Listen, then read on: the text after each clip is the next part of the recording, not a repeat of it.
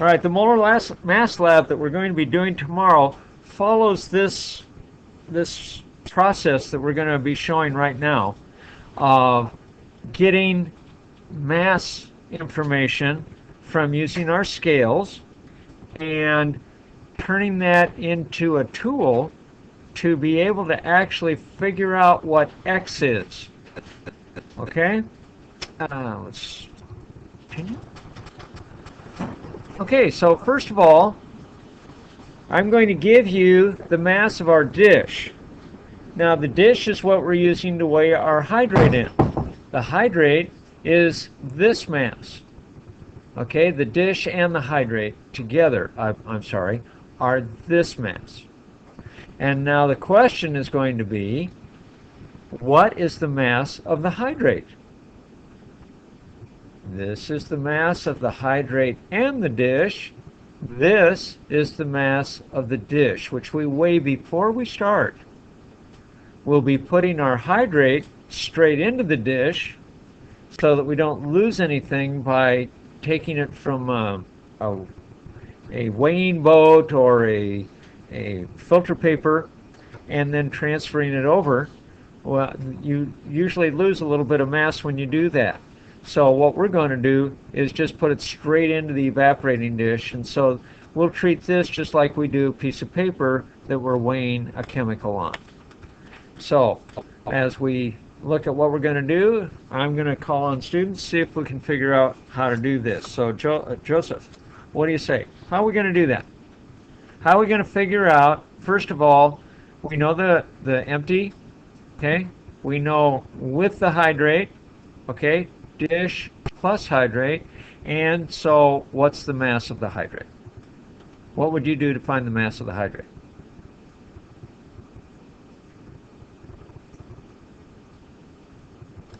Okay, Joseph said he would subtract. So you're going to subtract this from this. Is that what you're going to do? And you would be absolutely correct. So that's the dish and the hydrate. You're going to subtract the dish, and just like when we're using a piece of filter paper, we'll have a net weight, which will be, in this case, the chemical that we weighed out or that we scooped out and put into that evaporating dish. So next thing that you're going to need to know is in our next question here, and that is, if we heat the hydrate in the dish and the mass goes down after the heating to 16.813, this number, what's the mass of the dry salt, or the magnesium sulfate? See, we take out the water. Okay, see, the water is this part of the molecule. We're going to get rid of that with the heat. Now, we want to find out what is the mass of dry salt that we actually have. So when all the water's gone, that's the change in weight, or that's the new weight, I'm sorry.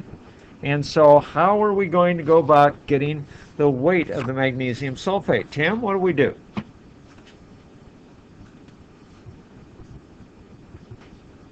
Sure you do.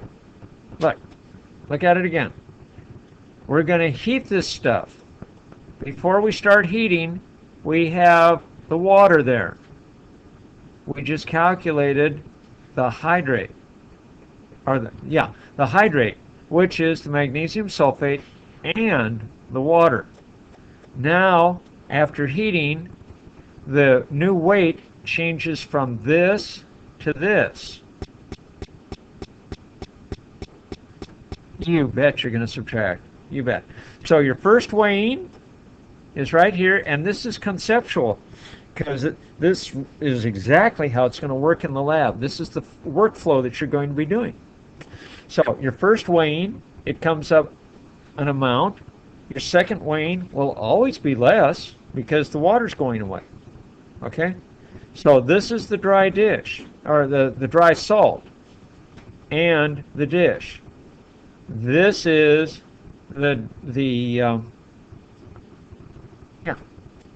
So down here, you're going to have the magnesium sulfate.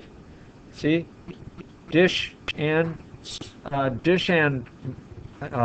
hydrate. This is dish and dry salt, and this is the mass of the dry salt when we take away the dish. Dish and dry salt, I may have said that backwards. This is the evaporating dish.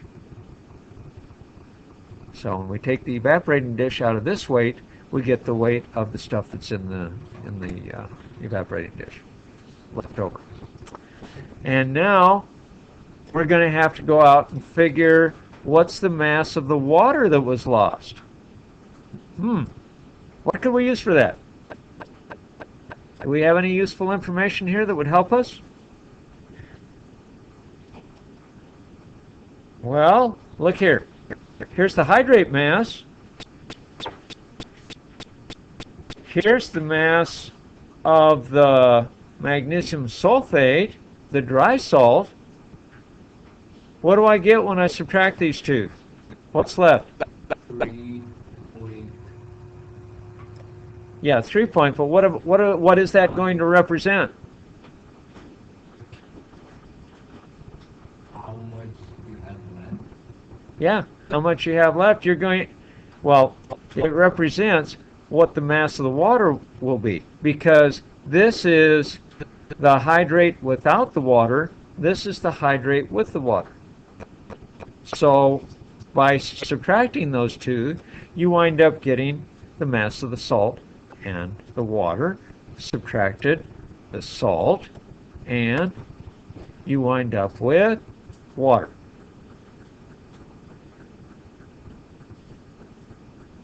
Does that make any sense? See, this is without the water. This guy was the hydrate, so the water's gone. The hydrate becomes just the salt, the magnesium sulfate, without the water. So the 1.7 subtracted from the hydrate is going to be the water. Salt subtracted from salt plus water. Does that make sense?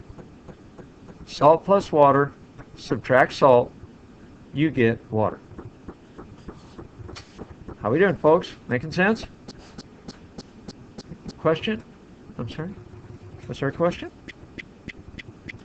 Now we have some good information, because now we know what the ratio, the mass ratio is between the water and the salt. Or the salt and the water is the way we normally say it. Okay, so the salt to water ratio in grams is what? Roughly 1 to 2? Something like that? So now all we have to do to find the formula of the hydrate, believe it or not, all we need is to get these guys changed into moles. Can we do that? Have we ever done that before? How do you get grams to moles? By what?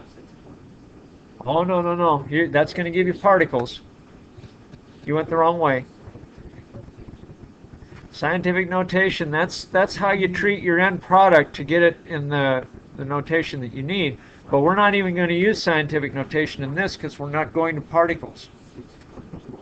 No. That's particles. 6.02 times 10 to the 23rd is particles. Yeah, there. Yeah, the molar mass. Molar mass. So, look at what we've already calculated this stuff. So, we know that the molar mass of water is 18.0. Okay, and let's get this down here. And let's change the color of this so we can follow it more easily. And there we go. Now, here's the grams of water that we just calculated up here. Here's the moles. Here's how 1 mole is equal to this many grams. So this grams and this grams will cancel, and that will be the moles of water. And we have the molar mass of the magnesium sulfate. We calculated that, and that will be this number of grams divided by its molar mass. And that'll give us moles. And then we have a number here, moles of magnesium sulfate. How are we doing? Huh? Not so bad? Now, over here, this is what we're going to do. Let's take this a piece at a time. And I'm going to do the screen side by side so you can see them. Okay? What I did is I took these guys over here, here, and here, and moved them up over to here and here. You see that? Let me get my pointer back up. And that colon there, that tells you that we're talking about a ratio. There, I can get the thing to stay. So, now, if we know this ratio, what can I divide both sides by to get 1 mole of magnesium sulfate on the left? What do I divide this by to get 1? Itself. Anything divided by itself is 1, right? Okay, so divide both sides by 0.014. And what do you wind up with? A 1 to 10 ratio. And because that is, and let's make this bigger, because that is a 1 to 10 ratio, that tells you what the formula of your hydrate is, which is this.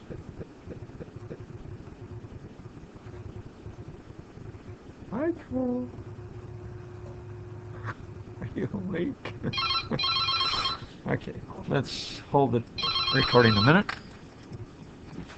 Now, in your homework tonight, I have a link on the website for this page, which is your handout. This is the top half of the page. This is the bottom half of the page. Okay? There are two sets of numbers to practice your molar mass lab. All right? So, what you want to do is just start running the numbers. All right? So, I'd like you to get in your groups of 4, and we will go through this a little bit at a time. And the first group of 4 to have a number, bring it up, and that group of 4 will get an extra credit point for the day. Okay, so one of our groups has reported correctly, and it is 4.290. Okay? So these grams here, you want to count them out to as many sig figs as you have available to you. When you start working with molar masses, you won't have as many sig figs, which is fine. So carry on, and next group to report these 3 numbers. Okay? They will get extra credit points. So check your numbers now, see if you got what we got here in class. And these numbers here all work. They are as correct as I can be sure of. And they're now going to be using the A here, that's the moles of water, and the moles of the dry salt, which is B, are going to be on the bottom. Okay? That's all there is to it. So, what do we have?